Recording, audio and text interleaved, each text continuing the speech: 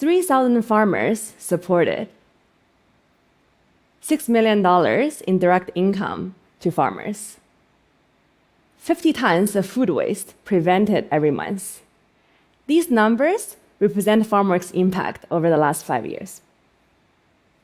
But what if I tell you they are no longer the most important metrics to me anymore? Today, the number one metric that I care about as CEO of Farmworks is our profitability. Now, before you judge me and think, how did we let this capitalist on the stage? Hear me out. 5 years ago, I co-founded Farmworks with the grand mission to build 1,000 climate-smart, highly productive farms across Kenya. We invested in water dams, net houses, drip irrigation, organic fertilizers. We had every right climate solution by the book. But then harvest time came, and I realized when walking into our grading shed, there were crates of tomatoes rotting away because we didn't have enough orders. Our storage room was bursting with onions. It looks almost funny, but I was standing there thinking, great, now what? At the end of the day, every farmer has to answer one question. Who is going to buy my produce and pay for all my hard work and investment? Without the financial outcomes, climate initiatives cannot sustain themselves. This lesson hit me particularly hard a few years ago during one of our investor visits. The investor asked our group of farmers, "So, how do you like working with Farmworks so far?" One farmer said, "Yeah, we like them a lot so far, but you see, every 2 years, there is a new organization coming to us with a new project. They disappear after 2 years, so we will see how long Farmworks can last." I felt my stomach drop in that moment. These farmers have gotten used to countless NGOs, donors, startups rowing with grand climate visions, big promises, only to vanish when funding dries up. And without the financial sustainability, we too would be gone in just a few seasons. In that moment, finding financial sustainability for Farmworks meant we had to sell all of our produce.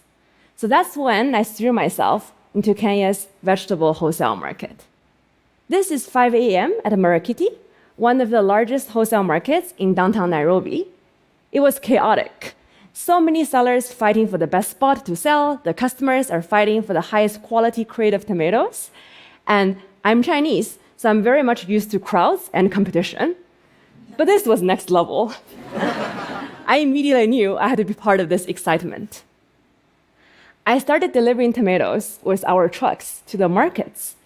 And on my first day, I got pushed down to the ground by a market vendor.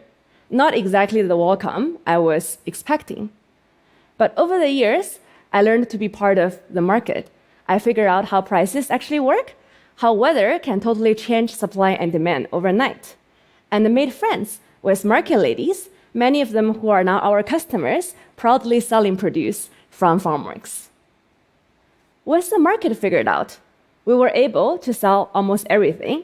In fact, we realized that our own farms could never be enough to meet the full demand. In the end, people are eating every day of the year, but no farmer can be harvesting 365 days of the year. So we decided to partner with more farmers, starting by training them with climate-smart techniques. And this is what surprised me. When we gave farmers drip irrigation kits, sometimes they sit unused. When we showed them the more hygienic crop support structures, they were still using the same old method. It was hard to admit, but the reality is we were imposing solutions, but not really solving problems. The drip irrigation kit saves water, but costs fuel to operate. The more hygienic crop support structure might prevent disease, but costs money to buy. We were providing knowledge, but not really capital or guaranteed returns. And without enough financial incentives, the farmers cannot really afford to implement those good ideas. So we changed our approach. Instead of focusing on training, we simply started buying and distributing the farmers' produce and give them a real income. What happened next shocked me even more because with the income from us, the farmers actually started to invest in better practices, better equipments, investing in their own farms. So turns out the right economics was more powerful then the right knowledge. And you know what else? Supposedly, young people are not very interested in agriculture. That is not true. Young people in Kenya love agriculture, but what they love even more is to have a decent job and earn a decent income. At Farmworks, more than 80% of our employees are under the age of 30. We are an agriculture business made by young talent. Over the years, we have grown into one of the largest vegetable wholesalers in Kenya. In 2024, we sold 100 million tomatoes. That might sound like a lot.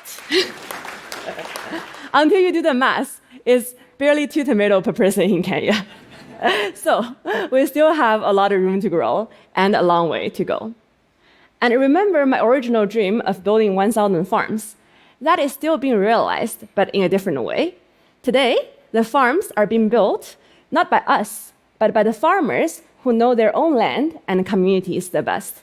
With steady market offtake and consistent income from us, they are now able to invest in their own farms and reach out to us when they need help. Finding financial sustainability was not easy.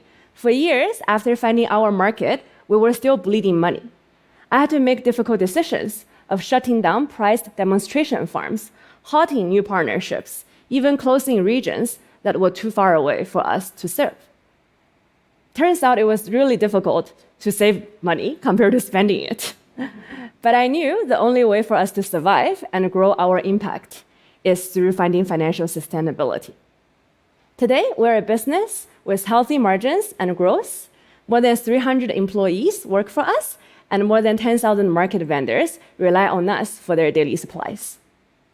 The hard lesson I learned from the years of being a social entrepreneur is that real sustainability, climate or otherwise, must come from economics first. I'm not talking about choosing profit over planet, but I have recognized that without the viable economics, our climate projects and initiatives might remain as expensive experiments, but not really scalable solutions. Think about it. When farmers earn an income, they can invest in better practices. When companies achieve profitability, we can protect and scale our impact. When communities prosper economically, they're able and can afford to care about their environment in the long term. So here is my message. The best thing we can do for our climate is to build economically viable solutions. Let there be economics first. Then, and only then, can we unlock real, lasting climate impact. Thank you.